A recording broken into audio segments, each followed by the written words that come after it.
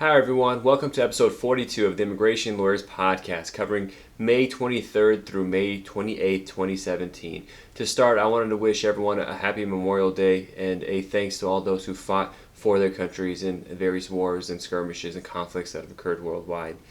Today we're going to talk a lot about things in the news that are affecting immigration practice. We're going to go over some practice pointers, updates on some forms, and just general practice tips. So without further ado, we'll get it started. Welcome to the Immigration Lawyers Podcast. I am the host, Attorney John Khosravi, and I practice U.S. immigration law exclusively. For more information about the program, please visit www.immigrationlawyerspodcast.com. Please note that this recording is informational only and does not constitute legal advice. Please consult with a licensed attorney for specific legal guidance that suits your case. Also, this recording is copyrighted and written permission is required for rebroadcasting. For more information about me, please visit www.jqqlaw.com. One of the most interesting things that popped up in the news was a bill introduced by two GOP representatives. It's an immigration bill that, on one hand, scraps the diversity visa lottery, but on the other end, introduces a program for green card towards citizenship with a $1 million fee. So essentially, all the things they said about the EB-5 immigrant investment program, all the bad things they said about selling citizenship, they're actually putting that in the bill where, $1 million fee gets a person a green card and $500,000 per dependent, and then they could get citizenship within 2 years instead of the regular 5 that would be in other circumstances. So it's very interesting that two Republicans did this. I'm not sure how far this bill is going to go. The actual text hasn't come out yet, just it was introduced, and so we're going to see what happens with that. But seeing this kind of different kind of congressional stuff happening is interesting, especially from the Republican side. Now, the money that's going to be gained through this immigration program is supposed to be used for enforcement of immigration law, so probably towards CBP and ICE and all that kind of stuff. But there's another bill that's moving forward that isn't as good for immigration. In it, essentially, they're reliving or bringing back an old bill that was introduced that allows local law enforcement jurisdictions to enforce immigration laws on their own, regardless of the federal government. If, for example, the federal government, the president, makes a stop to certain immigration enforcement. So this would allow a city to just take charge and do it themselves. But an interesting note in there, it allows for victims of unlawful immigrants to sue sanctuary cities because the sanctuary cities are allegedly allowing them to stay in the city without harm or without being removed. So, Jeff Sessions, the Department of Justice, has said they're going to stop funding a lot of people that are doing a lot of sanctuary cities that are participating in not allowing federal enforcement and federal holds on people with immigration issues. Now that money wouldn't have been that much, so it was more a symbolic thing. But if victims of unlawful immigrants are allowed to sue municipalities, states, and jurisdictions locally, that's going to be a big harsh effect on these locations, and that's actually a way to really hit the sanctuary city issue hard. So that was an interesting thing that's coming up that we're going to follow. It passed, when you go something through Congress, these bills have so many layers of things they have to go through, but it's moved forward a couple of layers, passage Senate or a House Judiciary Committee or something like that. So we'll see what happens with that.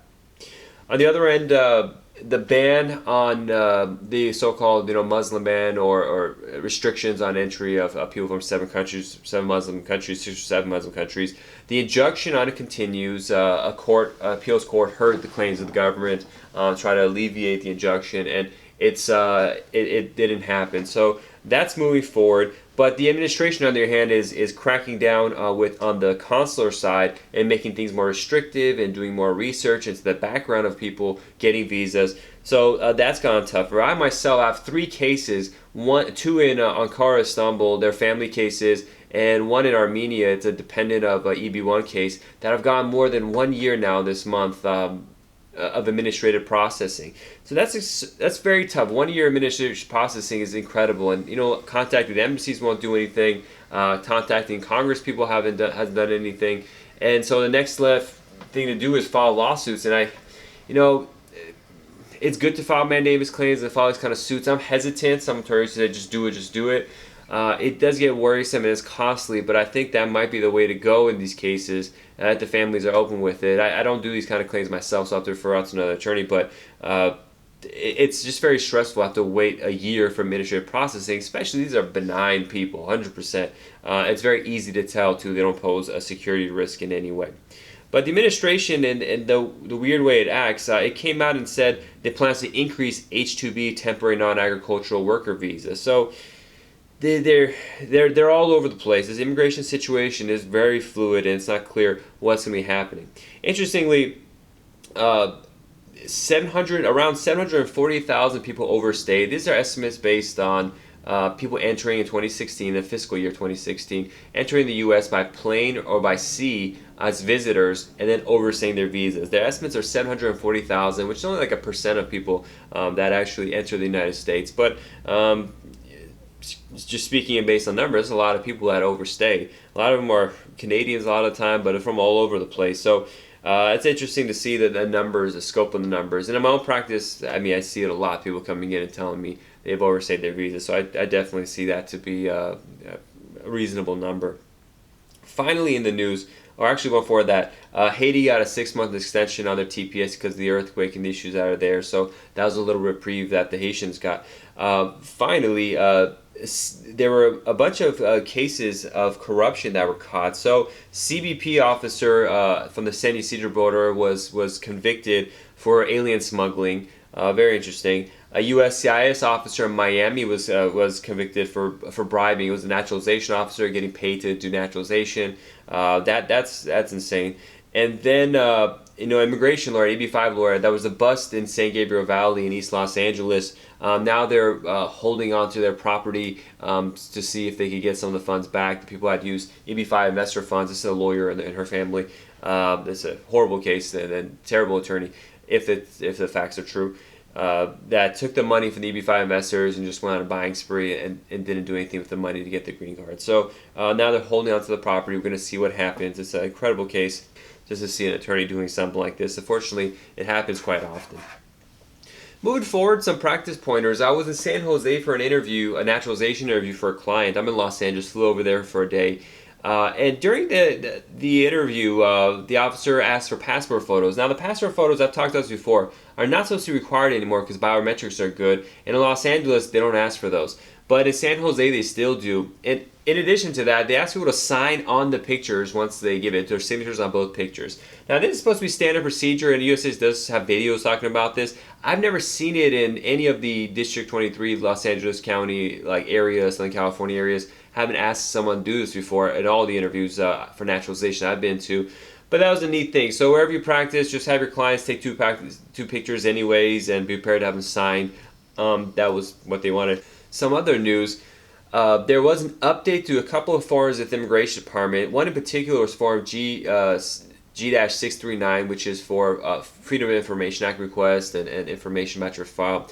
Now, I never actually used the Form G-639 because it asks for too much specific information about the client, and it's not necessary. This form for FOIA requests isn't necessary. I have my own little sheet. What I do is I have a cover letter explaining what I'm asking for the government to do. I have a G-28 attached with that. I have a federal DOJ, I think 361 or something like that form that just asks for the federal government to allow it. But then I have a page I wrote myself, and you can email me, I'll send it to you, info@jqqlaw.com, info@jqqlaw.com, which starts with the client's name, their date of birth, place of birth, their alien number if they have it, and then potentially their address depending on if they're lawful or not. So if they're a green card candidate about to file for naturalization, but I need some information, I'll provide their address. But if the situation is a little sticky, I'll provide just my office address for their address. And on the bottom, I write my name and give my client, write a letter saying my client gives permission to release this information to the attorney and have them sign off on it and give my information.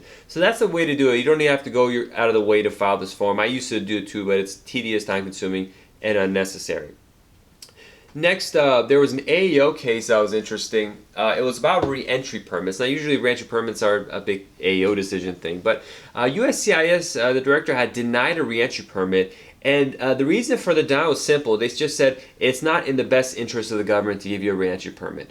And so these people rightfully appealed the case, and the appeal, the AAO was approved. And they said, a director can't just deny a case without explanation. They have to articulate a specific reason for denying it. They can't just say it's not in the best interest of the U.S. although USCIS has wide discretion to deny these things, I've never had a reentry permit denied before. It's really a basic thing to do. Most of the problems I have with reentry permits is just sometimes it takes longer. Sometimes it takes 2 months. Recently I got one in 2 months, which is fast, but I've had them take 6-7 months, and I had to call them multiple times, write letters just to see what's going on.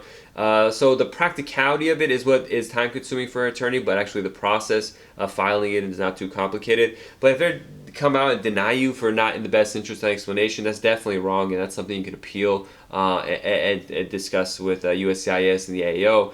It should be fixed if they don't articulate any specific reason. Now, there are cases where people file the I-131 application for travel document while they're not in the United States, and that's a clear denial. For a reentry permit, you have to physically in the U.S. One thing I do with clients that are flying in is I send them the forms, and they either sign and send it back to me, and as soon as their plane touches down in the U.S. after confirmation, I mail it so we know they're in the U.S. Or right out of the airport, they come to my office, we mail it in, because sometimes they need to leave early. So I say, come here for 3.5 weeks. That's about the time it takes to get a biometrics appointment letter and have them go to the appointment early to get it out of the way. Last week I had a client who was just in such a rush and had medical and business need to travel. He took that proof to the USS field office. Unfortunately, it takes like 4 or 5 hours to get this done, but they give you emergency biometrics appointments. If you have a receipt for I-131, take a copy of the I-131, 2 passport photos. Some offices have asked people to pay again for the fee. It's not right. They're not supposed to. But if the person's in a rush and the officer just won't listen to reason, then that's something you have to do. But it's possible to get a quicker biometrics appointment if you show need. The officer's going to take forever to approve it, but I've done that multiple times and have been successful. So that's it with the news, practice pointers and stuff. About my office myself, I finally made a decision, and I've talked about this for weeks now, about the INS Zoom immigration software, but I emailed them saying I'm canceling it. I just can't handle it anymore. With the amount of money, it's $100 a month at a startup fee.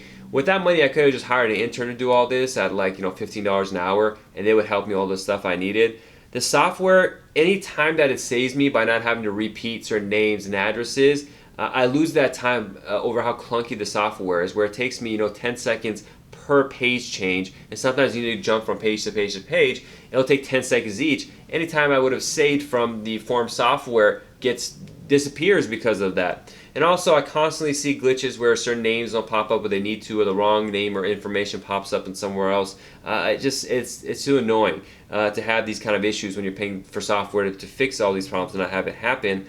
And finally, I can't really keep any of the forms in a readable and a usable format. So anything I do fill out, if I want to save it on my own hard drive, my own computer, there's these read-only forms where I can't go in and fix them. So if I see my client says there's one glitch and they have to log into the system, fix it up, reprint it, do this and do that, it takes a bunch of time, it's not flexible, it doesn't let me save my computer in proper format. So the software is a 2 thumbs down, unfortunately, and I paid for it, and I'm debating whether I should move to the other ones. I'm not sure they'll be better, but I guess I'm going to try Serenade and see how much time I can spend learning how that software works and then jump around. Ideally, I'd make my own software, but that doesn't look like it's happening. There's some other software too I have to look into, but I just wasted a bunch of time and money on this, so that was very disappointing. I was very excited at first over the possibility of it, but it just didn't reach minimum levels of acceptance. Along with all that wasting time on these kind of things and with the practice and everything I do, I got pretty sick this week. Not pretty sick, but I flew to San Jose and back, and the flight back had a 3-hour delay, so I had to sit in a plane for 3 hours with that recirculated air. Made me feel kind of sick. But one thing I noticed is because of the amount of work I'm doing and how much I'm pushing myself, waking up at 5 and working till midnight. I try to sleep at 9 or 10, but going past midnight, I sense my body was just getting weaker. And then Wednesday and then Thursday, I sense my body's you wouldn't normally be sick, but right now, I could feel just my immune system be like, listen, you're stressing us out too much, you need to relax. And by Thursday night I was out and I had to do nothing on Friday, just sleep in bed. And I got better, I jumped back pretty quick. But it was interesting literally seeing that, I wouldn't normally get sick. There was nothing going on that would cause me to get sick other than the fact that I was just so exhausted that I was doing this. So this 3-day weekend came at a perfect time for me to rest it. And I realized I need a vacation. I haven't had a vacation forever.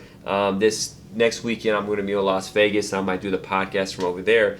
But I'd say if you can get into vacation, don't kill yourself. I see so many of our colleagues who just get overexhausted. I have one colleague many years ago had a nervous breakdown over his work. Another one had to go out for a month and just relax. We with the case flow we have, where we have cases coming in, but they might linger on for years. They're very emotional. Their clients are difficult sometimes.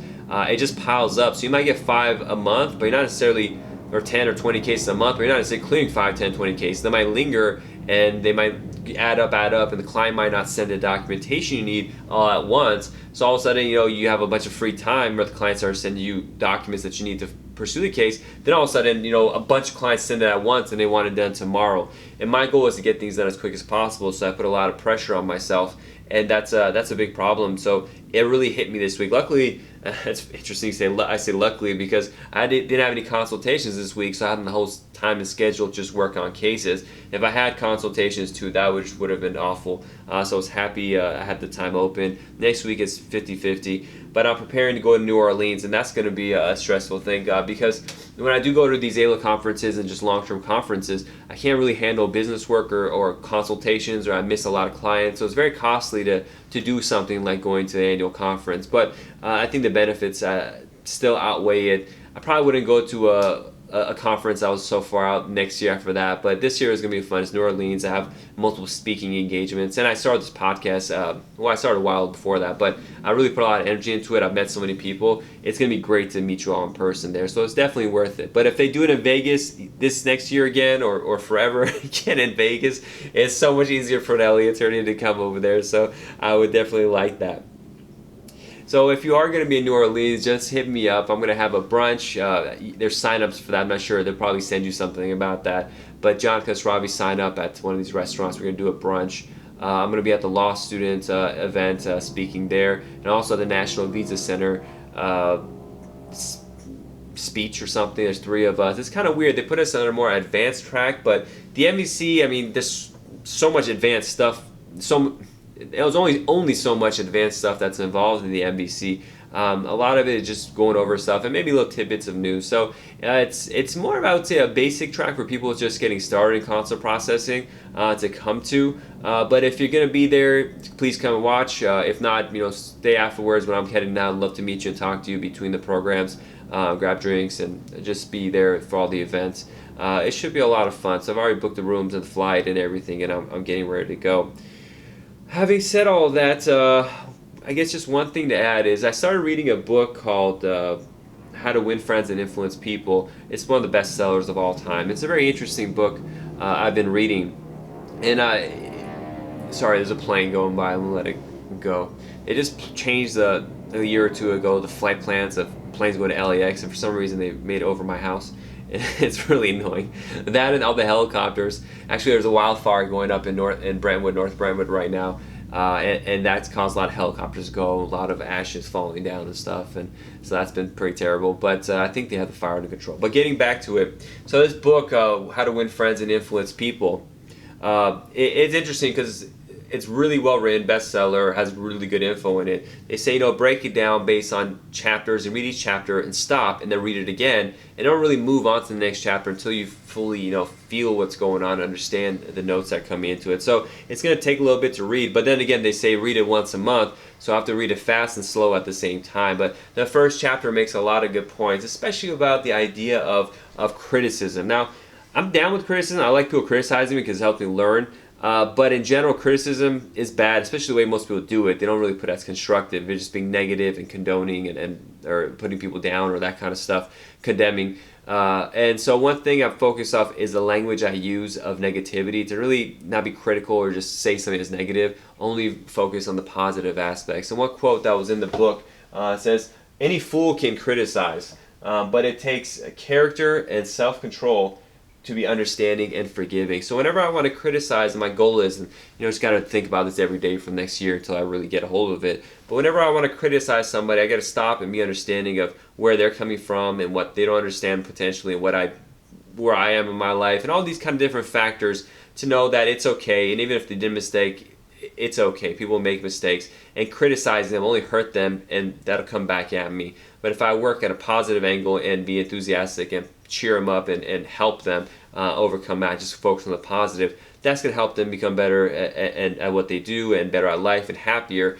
and our relationship will get better. And the thing about life is, one of the most important things, if not the most important thing, I guess, other than health, is having good relationships. Any way you can work on developing to have good relationships is the thing to do. And along with that, for example, I have the mixer I started, the Business Immigration Stories mixers. I sent an Evite out. This time I went big and invited like 7 or 80 people. It's going to be on next Monday, whatever that day, that's June 5th maybe. It's a mixer, happy hour kind of thing for people who do business immigration attorneys. Go there, develop relationships. A lot of people I've heard about, I've read articles about, seen their videos are going to be there. And so I'm going to go and appreciate them and say, listen, I saw your videos, your articles, I've been following you. You've done a great job. I'd like to stay in touch, love to just continue what we do and develop a really strategic and tough and smart group. And that's something I want to do. So I'll let you all know how it went, and I'll give you ideas and how to do it and do these kind of things in your own neck of the woods, in your own niche areas or anything, because I think it's really vital. The more you get together and develop relationships, the better you can have at getting information, better getting money, having friendships,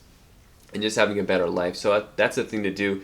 Focus on relationships, especially in immigration, where our practice is relationship based for the referrals, the relationship we have to these clients, because it's so personal. We have to have all their biographic information, personal information, medical history, divorce history, all this kind of stuff we have to get into. Again, it's about relationships with them as well. And that's how I design my practice. I have very close relationships with my clients. And it's just such a good thing that, if you read my reviews, nowadays when people respond to my reviews, they're all my friends. So I say thank you for being my client and my friend. I hope our friendship continues, because that's how it all becomes. And that's why I'm very picky on who I allow to become my client, because I know I'm picking a friend. Now, during the time that I'm acting on their behalf as their fiduciary, we're not necessarily friends. I say, listen, I want to be your friend, but we have to be professional. If you're ever unsatisfied with my service, I don't want you to be shy about saying so, because I'm your friend. I want you to know that we have a business relationship.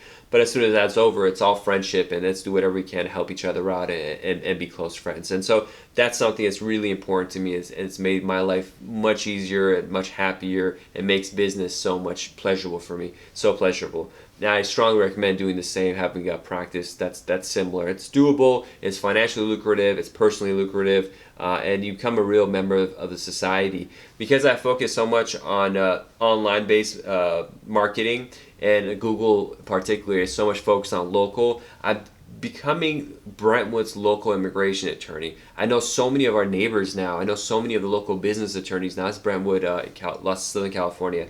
And I go around the place. I see people I wave in the streets walking their dogs out, their clients. It's so interesting. It's like being like in the Wild Wild West, when there was only one doctor or one barber or one banker in the town.